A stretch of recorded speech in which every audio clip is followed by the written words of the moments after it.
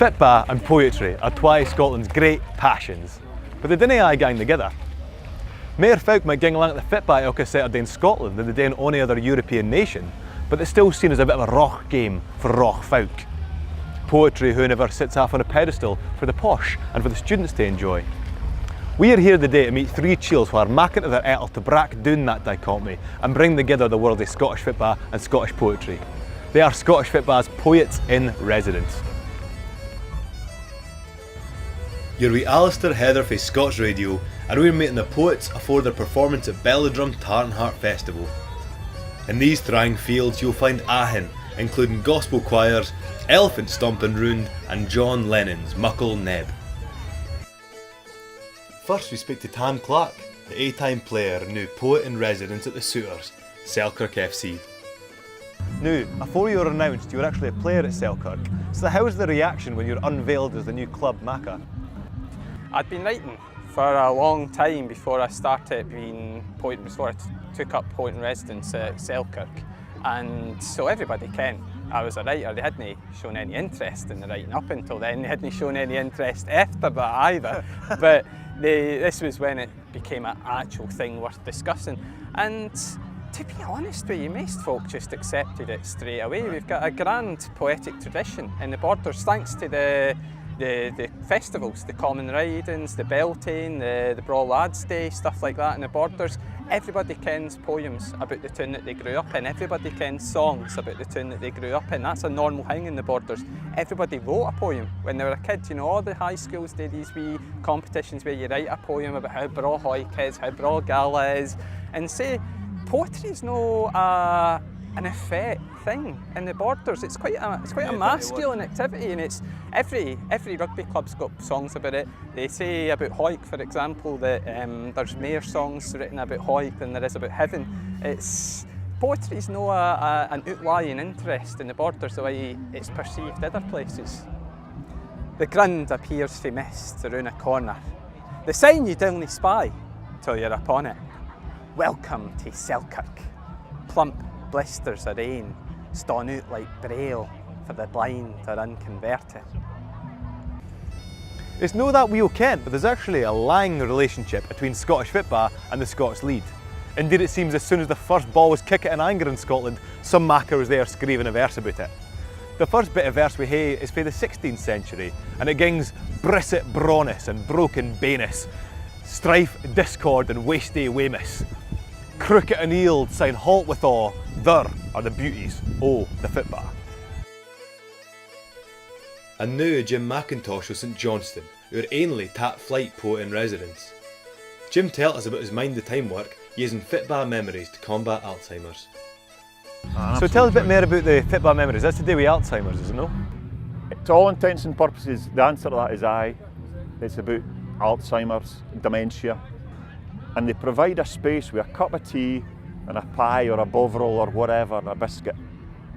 But importantly, what they're doing is they're providing a space to tease out and trigger memory. And what they discovered, that the whole thing was started by a lad, Michael White, who started it off at Brockville at Falkirk. And it was about just using photographs. And if I may, I've got well, maybe mention the book, but what they've got is like what we would mind as Fitba bubblegum cards, remember? And that there, and what they'll show to the group is, who's that? And it'll be a wee bit of discussion, a wee bit of chatter about, what's that? And that's, of course, on the back of the card, it's Tommy Gemmell and a wee story about Tommy Gemmell. So the boy that's doing the class kens who it is. So what they'll say is, oh, let's go and build a Fitba team out of that. So they'll maybe have 4 or 5 goalies and defenders. But the whole point of it is it's generating chat and blether, and it's teasing out memory. Because that's the important thing. So yourself and a few of the other poets use Scots as a medium of communication for your poetry. But I've only got one in there, which is in Scots, which was about Andrew Watson, who played for Queen's Park. He was the first black professional footballer, little known, played for Queen's Park. And I wrote, it seemed right to write that in Scots. In the sports section, 12 paragraphs under the fold, and out of the spotlight I saw a photograph of a touzled chiel in passive beckoning me to find him beyond the January transfer window, proudly displaying his country's badge on a jersey of pink and yellow bands. No in a puffed out boasting way, no in a hunkered down ashamed way, but as it should be, ain' of his nation's best. A nippy ente with a hint of jinky's weave, already capped for Scotland, his father a sugar plantation owner.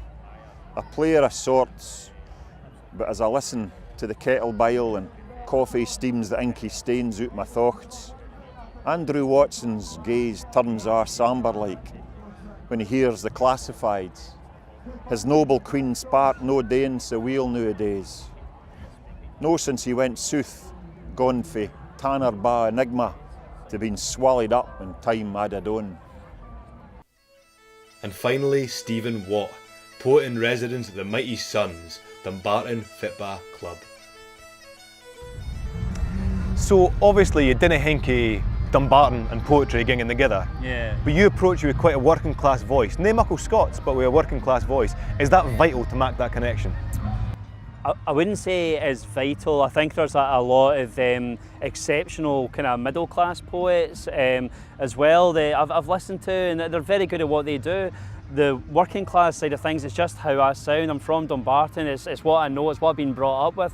And I think that that when I'm trying to write, that I suppose I'm writing with the kind of the voice of Scottish football fans in the back of my head.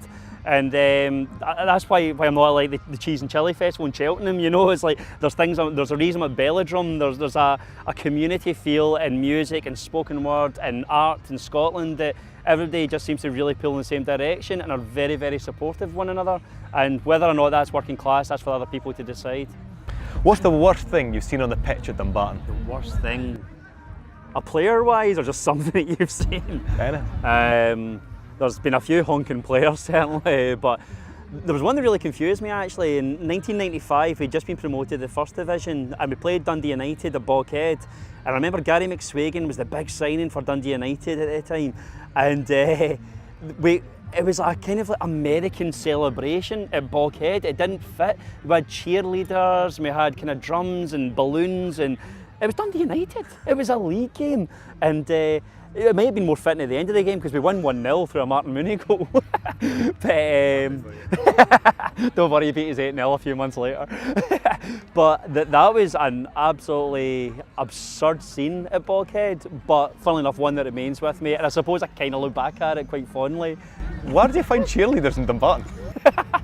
In a half-lit car park, the First Lady of the veteran of the 5 scene stops, dropping him off in a smudged, greasy Fiesta, inscribed with the words, "Wash me, please," inscribed across his bonnet, wing mirror to wing mirror, as he empties last week's rubber pellets from the boots which haunted the understairs cupboard, boots which caused the cat to faint, the budgie murdered.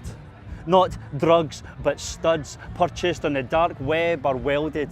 Other lads in the changing room drop their stare as he runs through the drills in the toilets, but he kisses his shin guards, turning on the rusty taps to slick his hair back before committing a prayer to Matt Letitia.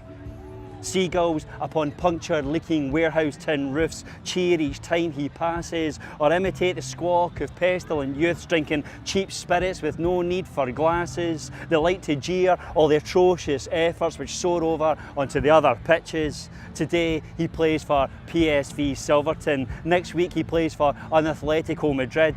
He's a veteran of the 5 scene, living the amateur dream, doing it for the love of the bib.